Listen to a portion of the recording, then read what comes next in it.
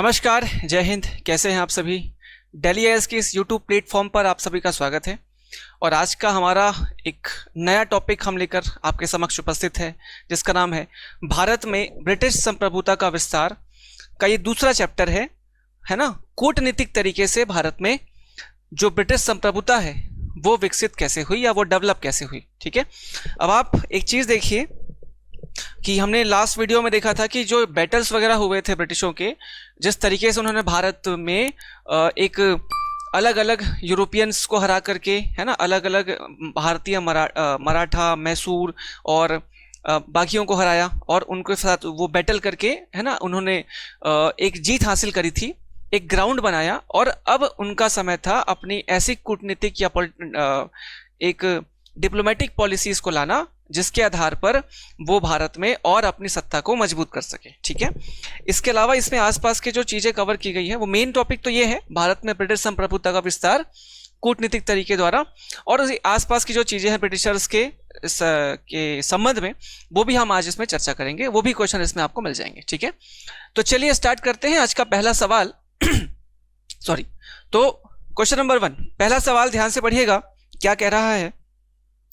सहायक संधि व्यवस्था को स्वीकार करने वाले प्रथम भारतीय देशी शासक कौन से थे? ठीक है, देखो आपको पता है सहायक संधि, है ना, रिंग जैसे आपने सुना होगा रिंग फेंस पॉलिसी। दूसरा सहायक संधि या सब्सिडरी अलायंस, और इसके अलावा डलहौजी की डॉक्ट्रिन ऑफ लैप्स। तो ये सारी उनकी डिप्लोमेटिक पॉलिसीज है जिस पे हम चर्चा कर रहे हैं। ठीक है, तो ये कुछ इन्हीं से इर्द गिर्द आपके क्वेश्चन आज के रहेंगे, है ना। तो आज का जो पहला क्वेश्चन है वो किससे रिलेटेड है? तो वो रिलेटेड है प्रथम भारतीय देशी शासक कौन था जिसने सहायक संधि, ठीक है, who was the first Indian native ruler to accept the subsidiary alliance. तो सब्सिडरी अलायंस से क्वेश्चन पूछ रहा है, तो यहां पर ध्यान रखिएगा कि ऑप्शन में है ग्वालियर के सिंधिया, हैदराबाद के निजाम, पंजाब के दलीप सिंह, बड़ौदा के गायकवाड़। तो आपको ध्यान रखना है एक चीज, एक क्रम याद रख लीजिए कि वो सहायक संधि जो है कैसे कैसे लागू हुई थी, किसके किसके ऊपर। तो हैदराबाद सबसे पहला, फिर मैसूर, फिर तंजौर, अवध, फिर बरार, भोसला। ठीक, ये उसका बेसिकली क्रम है 4-5 राजाओं का, तो ये आपको ध्यान रखना है। ठीक है, और यहां पर क्या पूछा है कि पहला वो कौन था जिसने एक्सेप्ट किया था, तो आपको ध्यान रखना है हैदराबाद। ठीक है, हैदराबाद। तो अली खान वहां का एक नवाब था आसफ जाह के नाम से, आसफ जाही राजवंश था ना, आशफ शाह। तो ऐसे करके वहां पे एक नवाब था जिसका नाम हालांकि ज्यादा फेमस तरीके से मिलता नहीं है। यहां पर आंसर क्या हो जाएगा आपके लिए? बी, हैदराबाद के निजाम। ठीक है, चलिए, तो ये पहला क्वेश्चन था। आगे बढ़ते हैं अगले सवाल की तरफ। आज का हमारा दूसरा सवाल, the state form among the following which was not annexed by the doctrine of lapse. निम्नलिखित में से वह राज्य कौन सा है जो व्यपगत सिद्धांत के अंतर्गत नहीं आया? तो अगेन अगर आपको ये चीज याद रखनी है कि कौन आया कौन नहीं, तो उसके सीक्वेंस आपको याद होने चाहिए। ठीक है, तो यहां पर जो व्यपगत सिद्धांत है तो बघाट, ग्वालियर, सतारा, संबलपुर। ठीक है, तो ध्यान रखिएगा सतारा, जैतपुर। ये क्वेश्चन लास्ट वीडियो में भी थोड़ा सा इसी टाइप के क्वेश्चन आए थे। सतारा, जैतपुर, संबलपुर मैंने बताया भी था पहले भी आपको। फिर बघाट, उदयपुर, झांसी, नागपुर, इसके अलावा मच्छेड़ी एंड बूंदी, ये राजस्थान के थे, मच्छेड़ी एंड बूंदी। तो ये उसका क्रम था जिस तरीके से वो आए थे।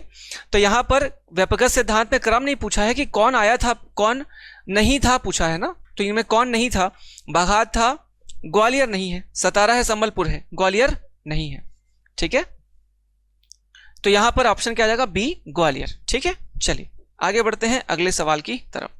क्वेश्चन नंबर 3 क्या पूछ रहा है? क्वेश्चन नंबर 3 पढ़िए ध्यान से। अवध को भारत में ब्रिटिश साम्राज्य में शामिल किया गया। ठीक है, Awadh was annexed to British empire in India by. अब यहां पर बाय से मतलब है किस तरीके से, उनका कौन सा तरीका था, तो किस तरीके से भारत में उसमें शामिल किया गया? सहायक गठबंधन से, हड़प सिद्धांत से, कुप्रशासन से, युद्ध छेड़कर। देखिए यहां पर सहायक संधि में भी उसका नाम आता है, लेकिन सहायक संधि के तहत उसको शामिल किया गया था, लेकिन उसको हड़पा नहीं गया था। तो अवध को शामिल कैसे किया गया ब्रिटिश साम्राज्य के द्वारा? तो यहां पर है कुप्रशासन का आधार बना करके। ठीक है, तो जो अवध के नवाब थे उस पर आरोप लगा कि आप जो है वो सब्सिडरी लाइंस का पालन नहीं कर रहे हैं और ना ही वहां पर प्रशासन सही से चला रहे हैं, तो इसलिए हमारी नैतिक जिम्मेदारी क्या है? आपको हटा करके आपका प्रशासन हम खुद हाथ में लें। तो यहां पर आंसर क्या आएगा? कुप्रशासन या मेल एडमिनिस्ट्रेशन के आधार पर। ठीक है, तो यहां पर 3 का आंसर क्या है? सी, कुप्रशासन। ठीक है, चलिए आगे बढ़ते हैं अगले सवाल की तरफ। क्वेश्चन नंबर 4 ध्यान से पढ़िए क्या पूछ रहा है, थोड़ा बड़ा सवाल है। सहायक संधि या सहायक गठबंधन के संदर्भ में निम्नलिखित कथनों पर विचार करें। अब आपको यहां पर विचार करना है सहायक गठबंधन से फिर से एक बारी। पहला, सहायक संधि को स्वीकार करने वाला पहला शासक हैदराबाद का निजाम था। ठीक है, दूसरा, इस नीति के तहत भारतीय शासकों को अपने दरबार में एक ब्रिटिश अधिकारी जिसे रेजिडेंट कहा जाता था। रेजिडेंट का मतलब मैं आपको हिंदी में बता दूं, प्रतिशासक। प्रतिशासक जो शासक के रूप में शासक के ऊपर राज्य करता है, मतलब उसको इंस्ट्रक्शन देता है। इसके बाद इस नीति के तहत भारतीय शासकों को अपने क्षेत्र में एक बड़ी ब्रिटिश सेना रखने तथा उसके रखरखाव का खर्च वहन करने की बाध्यता थी।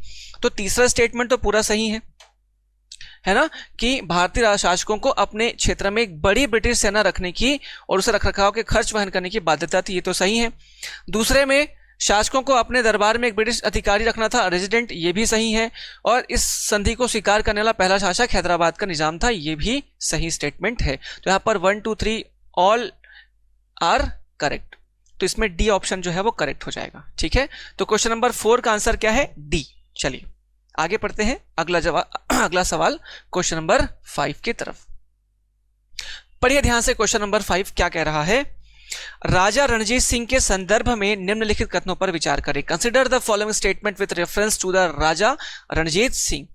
ही did not make any changes in the system of land revenue, है ना, promulgated earlier by the Mughals. ठीक है, और दूसरा है he also recruited Gorkhas, Oriyas, Pathans, Dogra and Punjabi Muslim in his army. तो यहां पर ध्यान रखना है आपको कि जब राजा रणजीत सिंह मैदान पर उतरे, यानी कि जब उन्होंने अपना शासन स्थापित किया, तो वहां पर पहले है ना मुगलों का राज था, जिसे हटा करके उन्होंने किसी प्रकार की कोई वहां पर लैंड रेवेन्यू से रिलेटेड कोई भी चेंज नहीं किया, उसको एज इट इज चलने दिया। तो यह स्टेटमेंट तो सही है। और दूसरा क्या है? ही ऑल्सो रिक्रूट गोरखा, उन्होंने अपनी सेना में गोरखा, उड़िया, पठान, डोगरा और पंजाबी मुसलमानों को भी भर्ती किया, ये भी स्टेटमेंट सही है। तो उनके जो सेना में ये सारे टाइप के अलग अलग टाइप के जो जातियां थी या जो एरिया के लोग थे वो आर्मी में होते थे। तो यहाँ पर दूसरा स्टेटमेंट भी करेक्ट है। तो मैं इनमें से कौन सा कथन सही है पूछा है, which of the statement given above is correct. तो यहाँ पर 1 और 2 सी, तो 1 and 2 are both are correct. ठीक है, तो यहाँ पर आंसर क्या आ जाएगा 5वें का? सी। आगे बढ़ते हैं अगले सवाल की तरफ। Question number 6, which of the following statement is not true about doctrine of lapse. ठीक है, अब वापस यहां पर डॉक्ट्रिन ऑफ लैप्स से क्वेश्चन पूछ रहा है। ध्यान से पढ़िए क्या पूछ रहा है। निम्नलिखित में से कौन सा कथन व्यपगत सिद्धांत के बारे में सत्य नहीं है? ठीक है, पहला, इसकी शुरुआत लॉर्ड डलहौजी ने की थी, यह 1848 से 1856 के बीच चला था। नागपुर इस नियम के तहत शामिल किया गया पहला राज्य था और इस नियम के तहत सतारा, जैतपुर, झांसी, नागपुर राज्यों को शामिल किया गया था। तो यहां पर आपको ध्यान रखना है कि पहला स्टेटमेंट तो सही है कि इसने डलहौजी ने शुरू किया था, तो सही नहीं है पूछा है, तो इसमें पहला तो सही है।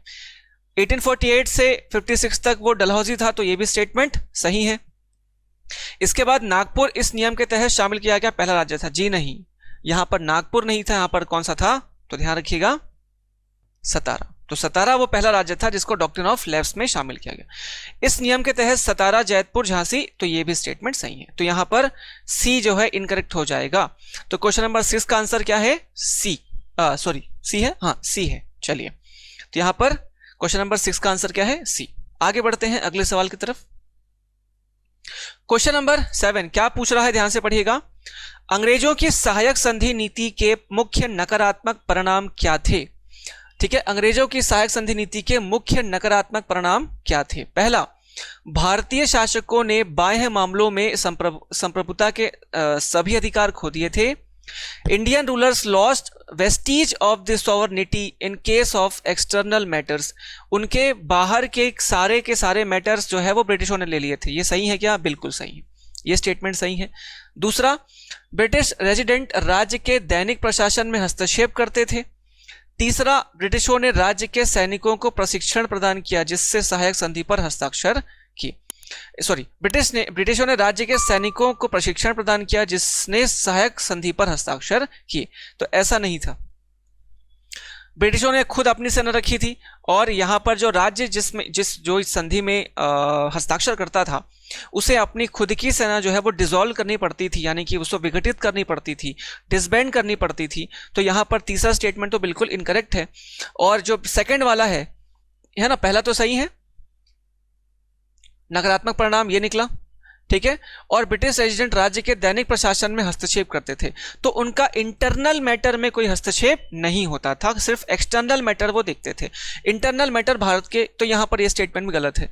तो वहां पर 1, 2, 3 में से कौन से गलत है? तो यहां पर ध्यान रखना, कोड का सही उपयोग करके सही उत्तर चुने। क्या पूछा है?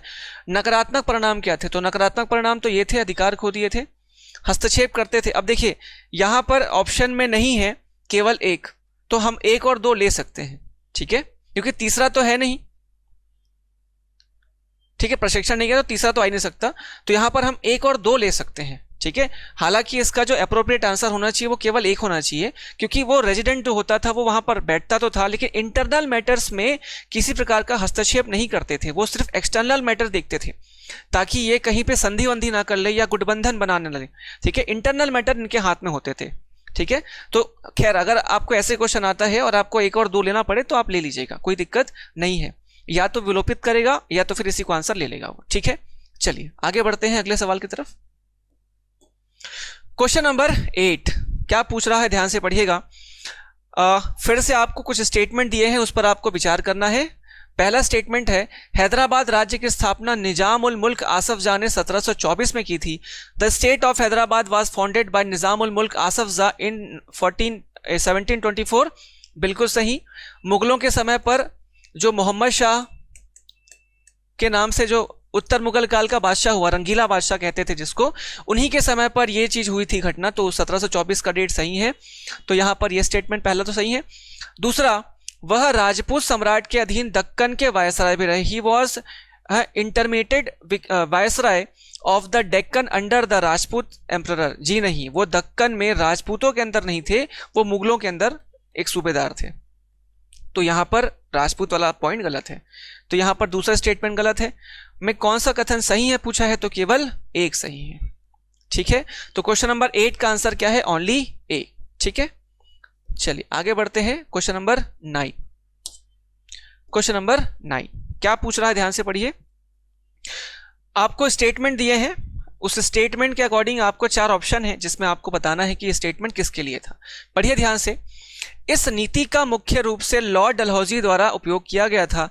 इस नीति के तहत ब्रिटिशों ने भारतीय शासकों के दत्तक पुत्रों को मान्यता देने से इनकार कर दिया जिसके पास प्राकृतिक उत्तराधिकार नहीं थे।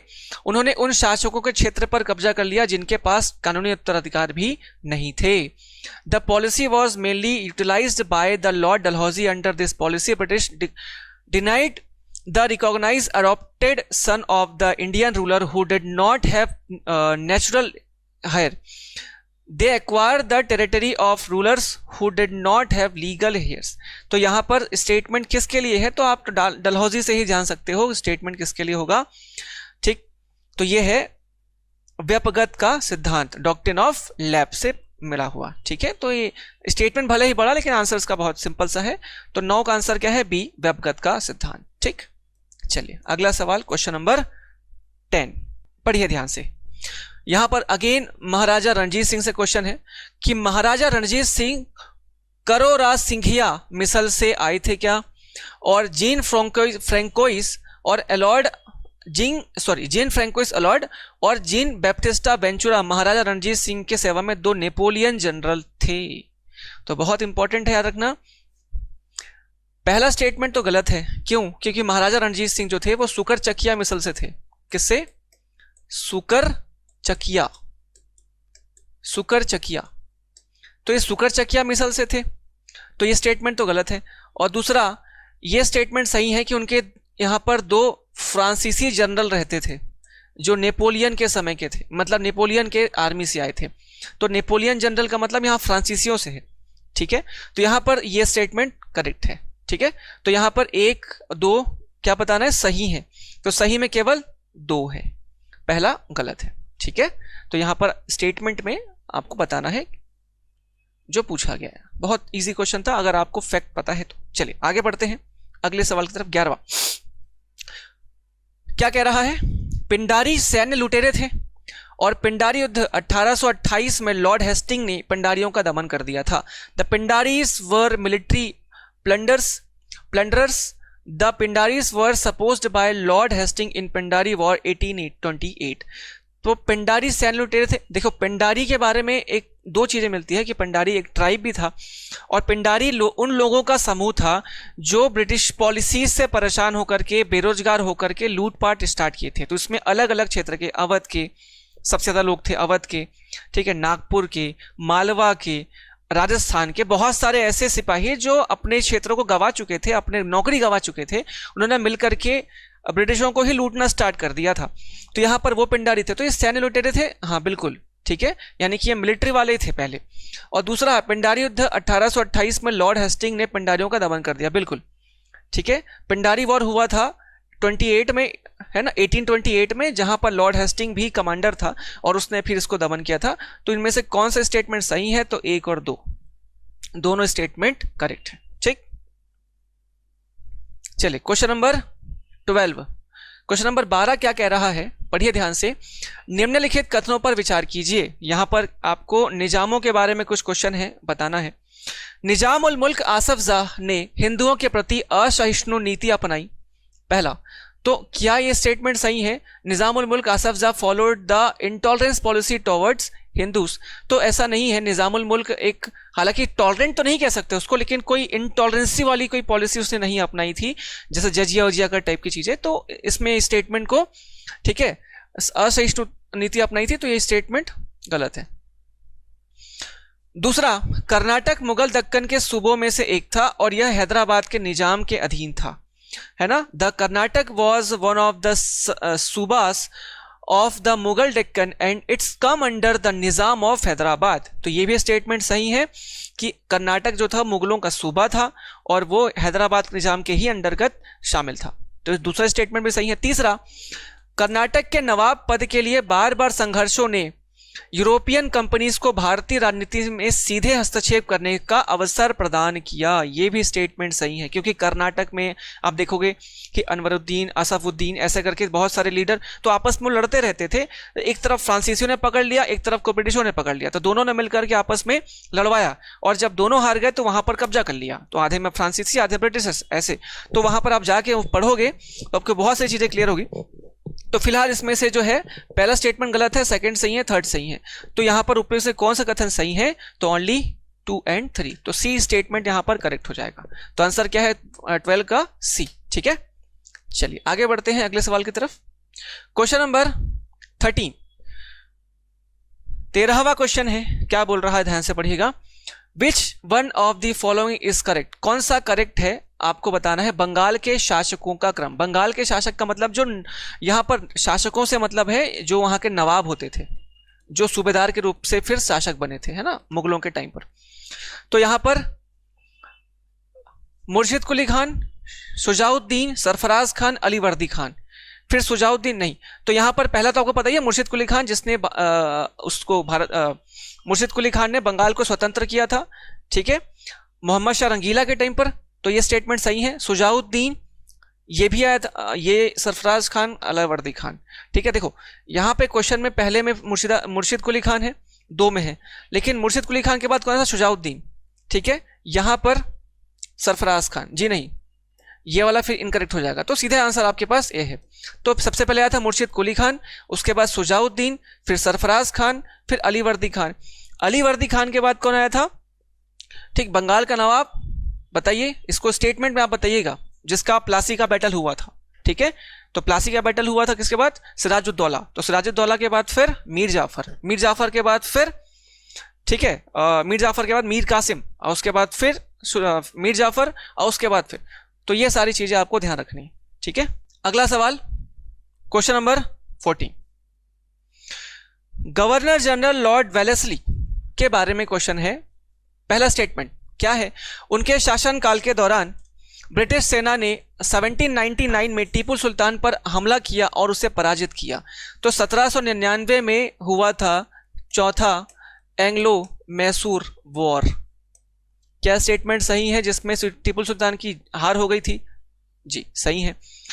1801 ईस्वी में लॉर्ड वेलेस्ली ने कर्नाटक के कठपुतली नवाब पर एक नई संधि थोपी, जिसके तहत उसे पेंशन के बदले अपना राज्य कंपनी को सौंपने के लिए बाध्य किया गया, ठीक है। इन 1801 AD Lord Wellesley force a new treaty on the puppet Nawab of Karnataka, ठीक है, पपेट नवाब ऑफ कर्नाटक, ठीक है। तो यहां पर कर्नाटक का जो नवाब था वो अजीम उद दौला था, ठीक है, अजीम उद दौला करके वहां का नवाब था, उद दौला। तो ये स्टेटमेंट भी सही है, ठीक है, सौंपने के लिए बाध्य कर दिया था, यह भी स्टेटमेंट सही है। ऑर्थर वेलेस्ली ने 1803 में सिंधिया और भोसलों की संयुक्त सेनाओं को पराजित किया था। तो ये सेकंड मराठा बैटल की बात कर रहा है, एंग्लो मराठा, ठीक है, जिसमें ऑर्थर वेलेस्ली था। जी हाँ, बिल्कुल सही है। और 1808 में वेलेस्ली को भारत से वापस बुला लिया गया था। जी नहीं, जो वेलेस्ली का टाइम था उसे वापस बुलाने का वो था 1806। तो 1808 तक वो था ही नहीं, 1806 में ही उसको वापस बुला लिया गया था। तो ये स्टेटमेंट गलत हो जाएगा। तो यहां पर एक सही है, दूसरा भी सही है और तीसरा भी। तो उपयुक्त में से कौन सा कथन सही है? तो 1, 2 और 3, चौथा गलत है, ठीक है। तो यहां पर 14 का आंसर क्या है? बी, 1, 2 एंड 3, ठीक है। चलिए आगे बढ़ते हैं अगले सवाल की तरफ। क्वेश्चन नंबर 15 क्या पूछा है? डॉक्ट्रिन ऑफ लैप्स के लिए क्वेश्चन पूछा है। बताइए 3 स्टेटमेंट में से कौन से सत्य है वाले में। पहला, इस नीति के तहत जिस भी रियासत के शासक का कोई कानूनी पुरुष उत्तराधिकारी नहीं होगा, उसे कंपनी द्वारा अपने अधीन कर लिया जाएगा। क्या स्टेटमेंट सही है? बिल्कुल सही है। सतारा पहला राज्य था जिसे हड़प नीति के तहत मिलाया गया था। बिल्कुल सही, हमने अभी क्रम देखा था। डलहौजी ने कुशासन का हवाला देकर 1856 में अवध पर कब्जा कर लिया था। यह भी स्टेटमेंट सही है, ठीक है। तो हमने इसको पहले ही पढ़ा है। तो यहां पर 1, 2 एंड 3 तीनों इसमें सही है, तो सभी 3 सत्य है, ठीक। तो यहां पर आंसर क्या है? 15 का सी, ठीक है। चलिए आगे बढ़ते हैं अगले सवाल की तरफ। क्वेश्चन नंबर 16 ध्यान से पढ़िएगा। भारत में ब्रिटिश शासन की निम्नलिखित रियासतों पर विचार कीजिए, ठीक है, जैतपुर, उदयपुर एंड नागपुर। अंग्रेजों द्वारा इन राज्यों पर कब्जा करने की सही कालानुक्रम किस प्रकार है? तो यहां पर जैतपुर, उदयपुर और नागपुर, ये बेसिकली किस में आ रहा है? ये आ रहा है डॉक्ट्रिन ऑफ लैप्स में, ठीक है। सतारा, जैतपुर, संबलपुर, बघाट, उदयपुर, झांसी एंड नागपुर, है ना, इसी के अंतर्गत आ रहा है। तो आप इसमें से देख लीजिए कि कहां पे कौन सा आ रहा है। तो सबसे पहले है सतारा, है कि नहीं? जैतपुर, यस, तो जैतपुर पहला आ जाएगा, ठीक है।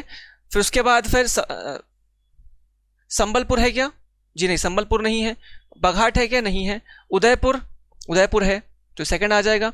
और झांसी नहीं है, नागपुर, नागपुर आ जाएगा थर्ड। तो ये क्रम जमा हुआ है 1, 2, 3। तो यहां पर कालानुक्रम में क्या सही है? 1, 2, 3, ठीक है। चलिए, तो 16 का आंसर क्या है? ए। सिंपल क्वेश्चन था। चलिए आगे बढ़ते हैं हमारा क्वेश्चन नंबर 17 की तरफ। क्या है? Which of the following statement are correct with reference to evolution and consolidation of Peshwaship, Peshwaship या पेशवाई के विकास और सुदृढ़ीकरण के संदर्भ में निम्नलिखित में से कौन से कथन सही है पूछा है। तो आपको सही स्टेटमेंट बताना है पेशवाओं के संदर्भ में। पहला, पेशवा प्रभुत्व का काल शाहू के समय से शुरू हुआ था।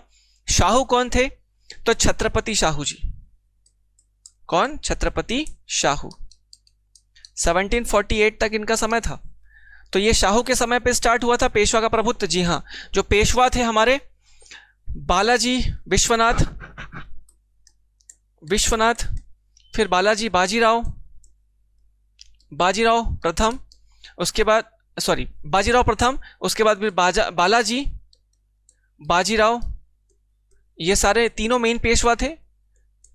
ठीक है, इनके बेटे ये है ना। तो ये मेन पेशवास थे। तो इनका उद्भव किसके समय पे हुआ था? शाहू जी के समय पे ही हुआ था। तो स्टेटमेंट सही है। बाजीराव प्रथम ने पेशवा को मराठा साम्राज्य का कार्यात्मक प्रमुख बनाया। इसका मतलब क्या है कि क्या बाजीराव प्रथम ने पेशवा को मराठों के समय पर इस स्थिति में ला दिया था कि हर वो फैसले खुद ले पा रहे थे? तो जी करेक्ट है। तो जितने भी यहाँ पर ऑपरेशंस और जो बड़े फैसले थे वो पेशवा ले रहे थे खुद। ये बाजीराव फर्स्ट है ना। तो ये स्टेटमेंट सही है, ये भी स्टेटमेंट सही है। पेशवा शासन काल के तहत मराठा साम्राज्य उत्तर भारत तक फैला। बिल्कुल सही। उत्तर भारत में आप देखोगे कि पेशवाओं के ही समय पर, बाजीराव द्वितीय के समय तक, हम जो पेशवा थे वो पूरा का पूरा अफगानिस्तान तक का इलाका ले चुके थे। अफगानिस्तान का बॉर्डर बोलना चाहिए। ठीक है, कटक जो है, कटक से अटक तक जा चुके थे। अटक मतलब अफगान बॉर्डर तक जा चुके थे। तो ये स्टेटमेंट भी सही है। और बालाजी विश्वनाथ को नाना साहब के नाम से भी जाना जाता था, ऐसा नहीं है। बाजीराव वो व्यक्ति थे जिनको नाना साहब कहा गया। नाना साहब। ठीक है, तो यहां पर 1 2 3 स्टेटमेंट सही थे, चौथा गलत है। ठीक है, तो यहां पर 1 2 3 सही है, चौथा गलत है। ठीक है, तो यहां पे 17 का आंसर क्या आएगा? 1 2 एंड 3 इज करेक्ट, है ना। चलिए आगे बढ़ते हैं अगले सवाल की तरफ जल्दी से। क्वेश्चन नंबर 18 क्या पूछ रहा है, ध्यान से पढ़िए।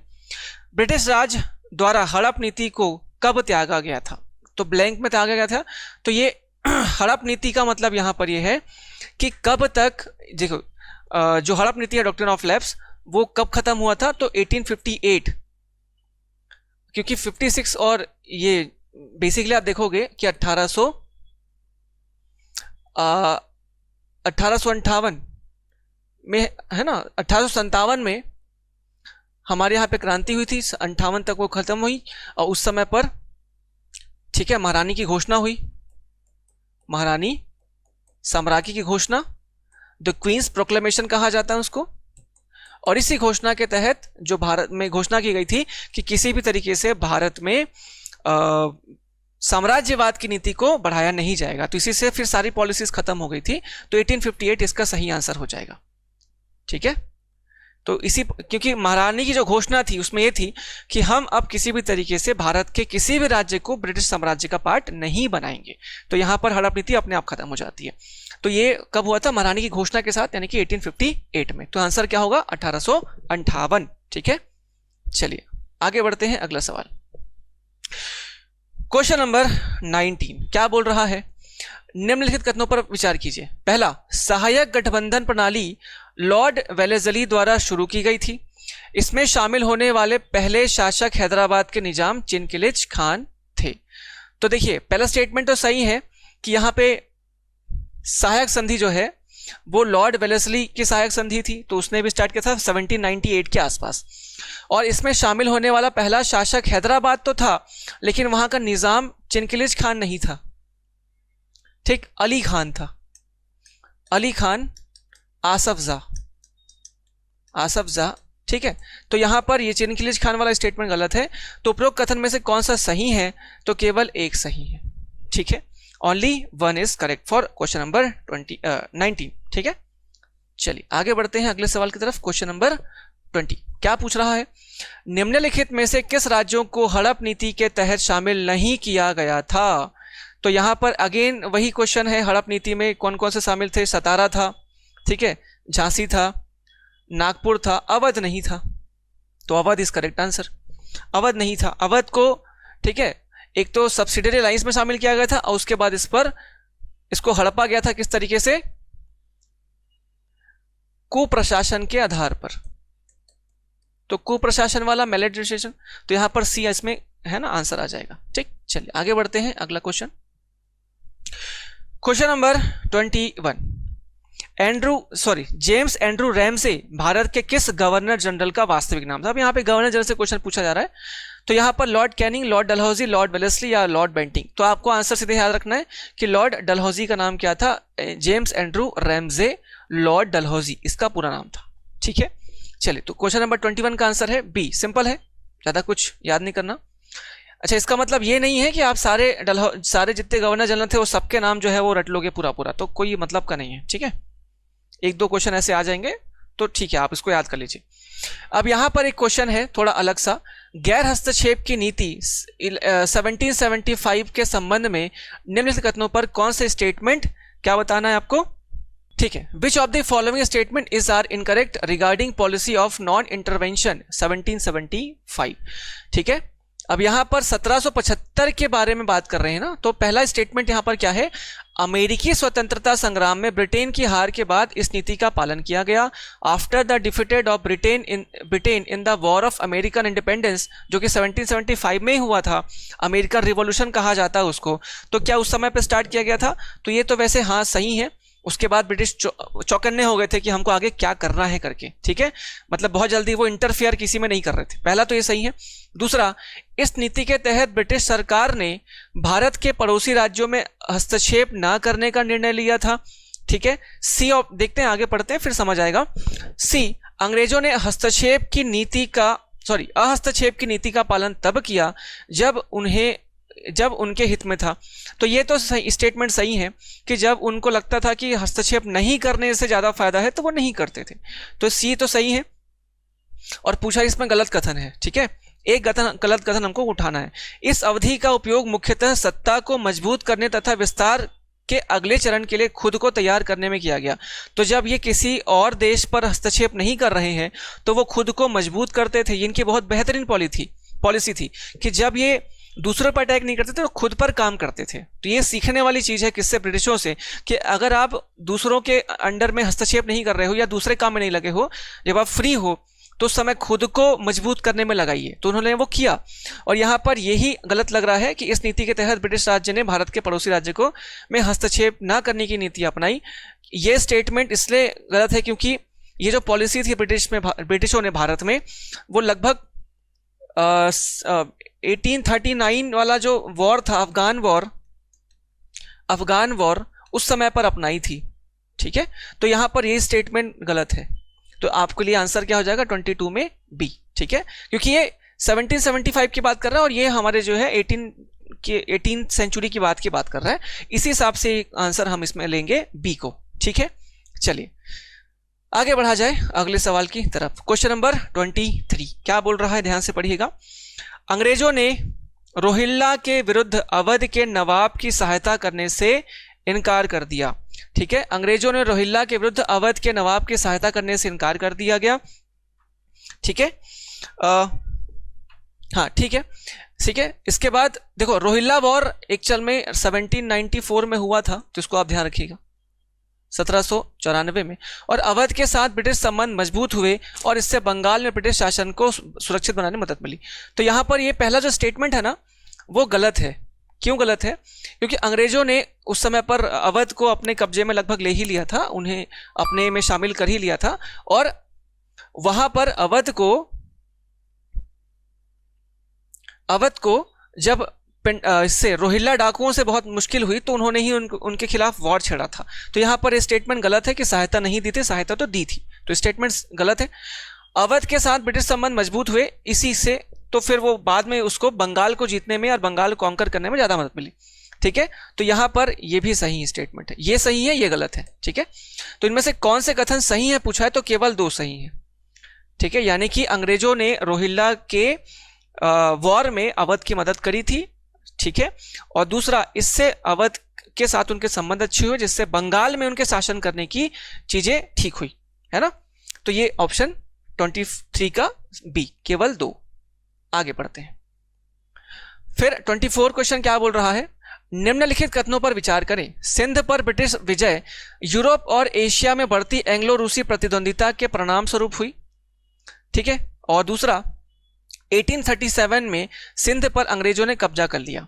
तो देखिए ये पहला स्टेटमेंट तो सही है, क्योंकि ब्रिटिशर्स ये इस बात से बहुत भयभीत थे कि अफगानिस्तान और ये जो सिंध वाला प्रांत है वो थोड़ा सा किधर मिलता है, रशिया वाला, जैसे यूएसएसआर वाला पार्ट था, ये वहां से जाकर के मिलता है ना, उससे टच होता है। तो जल्दी यूएसएसआर का ये हो सकता था कि वहां पर वो कब्जा कर ले, जिससे इनका संपर्क जो जमीनी तरीके से था वो टूट जाता। अगर सिंध अफगानिस्तान वाले जगह पर रशिया का कब्जा हो जाता तो यहां से टूट जाता ब्रिटिशों का संपर्क और वो भारत को कब्जा कर सकते थे। तो इस डर से उन्होंने वहां पर युद्ध छेड़ा था। ठीक है, तो ये स्टेटमेंट सही है। और 1837 में सिंध पर अंग्रेजों ने कब्जा कर लिया था, जी नहीं, सिंध पर कब्जा हुआ था 1842 में।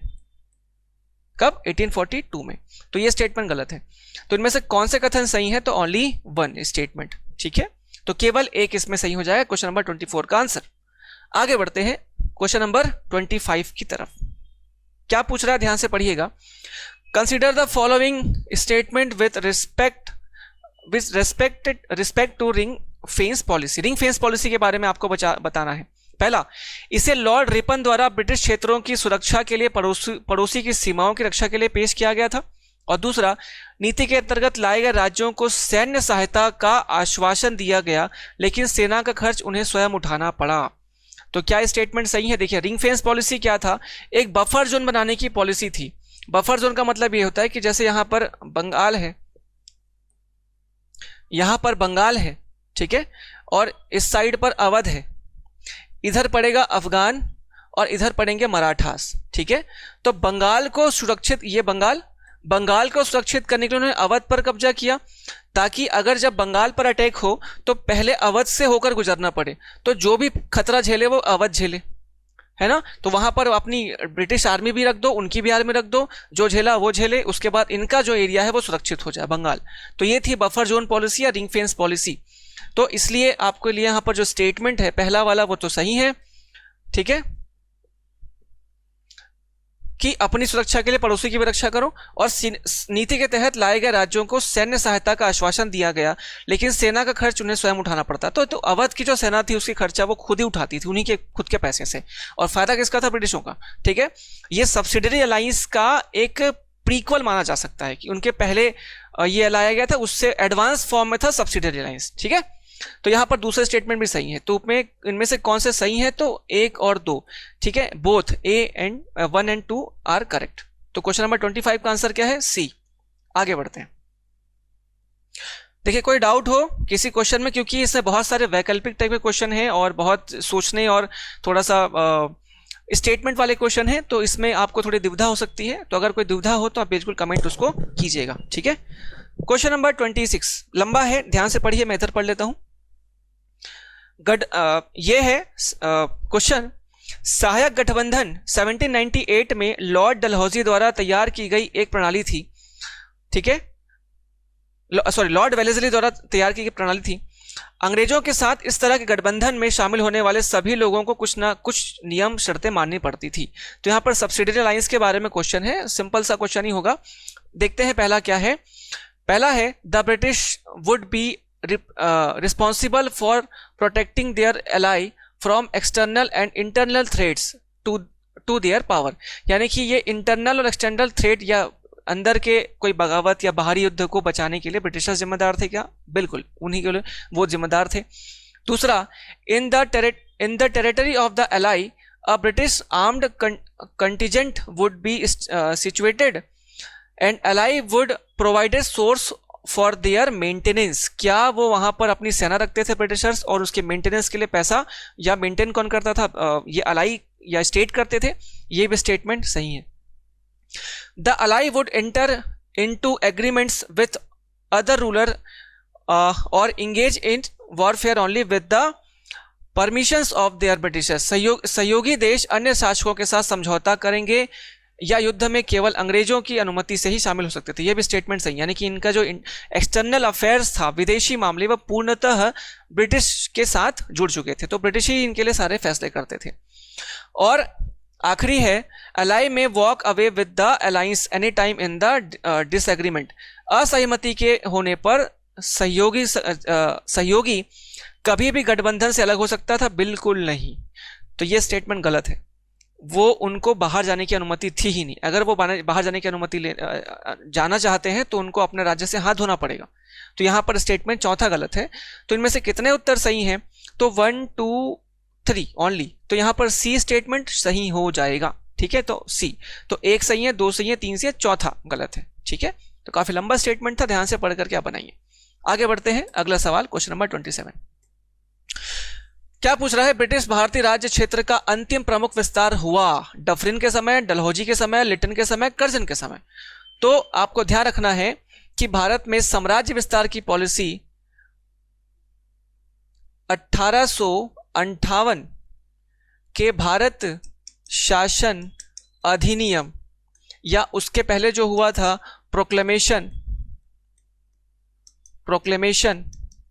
ऑफ द क्वीन या क्राउन, ठीक, इन्हीं से खत्म हो चुका था। तो इस समय पर था कौन?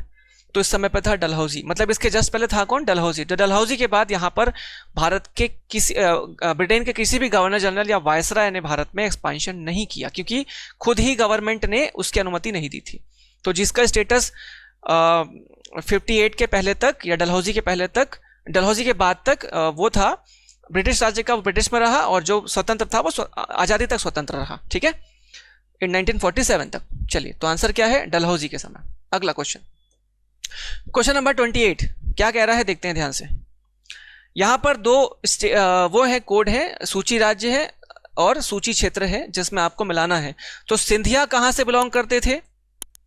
तो सिंधिया तो आपको पता ही है, राजा साहब, सॉरी, ग्वालियर से। तो सिंधिया है ग्वालियर वाले। गायकवाड़ बड़ौदा से थे, जो ये मराठा से, उसके बारे में बात हो रही है। होलकर कहां के थे? तो बिल्कुल नागपुर, इंदौर से थे। और भोसला नागपुर से। ठीक है, तो ध्यान रखना। इसके अलावा पेशवा भी थे क्या?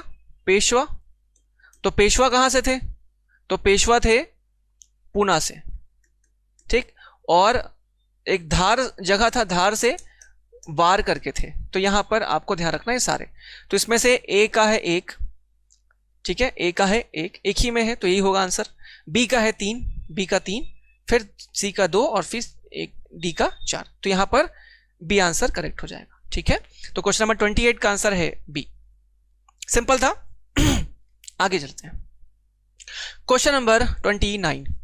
अवध सल्तनत के हिंदू नवाब वजीरों के संदर्भ में निम्नलिखित कथनों पर विचार कीजिए। राजा टिकैत सिंह राय नवाब आसफुद्दौला के अर्थ मंत्री थे। तो राजा टिकैत राय वॉज अर्थ मंत्री या इकोनॉमिक मिनिस्टर बोल सकते हो, या रेवेन्यू मिनिस्टर ऑफ नवाब आसफुद्दीन।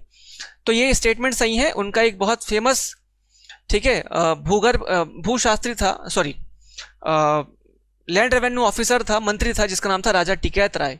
ठीक है, जो कि उस समय के बहुत बड़े सामंत हुआ करते थे, जमींदार थे। तो ये सही स्टेटमेंट है। और आमतौर पर कुछ हिंदू जातियां थी जो अवध के नवाबों के राज्य में उच्च पदों पर थी। ये भी स्टेटमेंट सही है, यहां से निकलता ही है सही स्टेटमेंट। ठीक है, तो अवध में बहुत सारे ऐसे हिंदू नवाब, हिंदू राजा थे या हिंदू जमींदार थे जो नवाब के पद पर, नवाब के साथ उसके बड़े बड़े पद पर बैठे होते थे। तो दोनों स्टेटमेंट सही है। तो इनमें से कौन सा सही उत्तर है? तो दोनों ही, ए और दो, दोनों सही है। ठीक है, आगे बढ़ते हैं। अगला सवाल, क्वेश्चन नंबर 30 है सीधा। क्वेश्चन नंबर 30, लास्ट क्वेश्चन आज का। भारत में ब्रिटिश प्रशासन के संबंध में निम्नलिखित में से कौन सा कथन सही है? पहला, रिंग फेंस की नीति ने रिंग बफर राज्य की स्थापना को संदर्भित किया था। The policy of ring fence refer to the setting up of a ring buffer state. तो हमने पहले बात की बफर स्टेट की, सही है। दूसरा, सहायक गठबंधन नीति भारत में ब्रिटिश सर्ववर्चस्व के विस्तार करने के लिए अंग्रेजों की कूटनीतिक रणनीति के अलावा और कुछ नहीं था। The subsidiary alliance policy was nothing but the diplomatic tactics of the British to extend the British supremacy in India. देखिए, दोनों स्टेटमेंट तो सही है, क्योंकि सहायक गठबंधन दिखाया जा रहा है कि हम आपकी सहायता करेंगे, हम आपको मित्र बनाएंगे, लेकिन एक्चुअल में वो था कि एक टाइम बाद इनको इतने कमजोर कर दो कि हम पे डिपेंडेंट हो जाए और उसके बाद हम इनको हड़प लें। या अपने में मिला लें। तो ये कुछ नहीं था उसके अलावा, तो एक भी सही है, दो भी सही है। तो यहाँ पर कितने सही हैं? तो दोनों, तो केवल सॉरी एक और दो दोनों सही है। कथन सही पूछा है तो एक और दो दोनों ही स्टेटमेंट सही है। तो ये रहा आपके समक्ष आज का पूरे 30 सवाल और उसके जवाब। ठीक है, और आपको कुछ अदर जानकारी चाहिए या फिर कुछ और आपको पूछना है तो आप कमेंट में जा करके, है ना, वीडियो के नीचे कमेंट कर सकते हैं और हम उसका जवाब आपको तुरंत देने का प्रयास करेंगे। ठीक है, तो आशा है कि ये भी चैप्टर आपके लिए बहुत यूजफुल रहा होगा और फिर मिलते हैं अगले टॉपिक में अगले वीडियो के साथ। तब तक जय हिंद, नमस्कार।